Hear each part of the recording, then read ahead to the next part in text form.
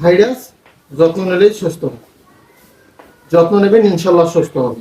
এখন কিভাবে যত্ন নেবেন, এই যত্ন নেওয়ার প্রক্রিয়াগুলো এখন বলবো। তো এর যে খাবার, এর কোনো আমরা বাহ্যিক কোনো ট্যাবলেট, সিরাপ এগুলো কোনো ইউজ করব না।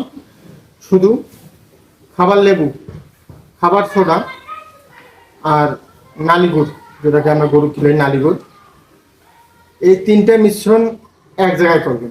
পরিমাপ মতো নিয়ে এক জায়গায় করবেন। এক জায়গায় করার পর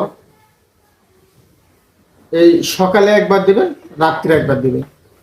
তবে লক্ষ্য রাখবেন, যদি বাছু যদি মায়ের দুধ খায়, সেক্ষেত্রে দুধ খাওয়ার আধা ঘন্টা আগে হয়তো খিলাবেন। আর যদি দুধ খায়, সেক্ষেত্রে দুধ খাওয়ার আধা ঘন্টা পরে খিলাবেন। মানে দুধ খাওয়ার সাথে সাথেই কিন্তু আপনারা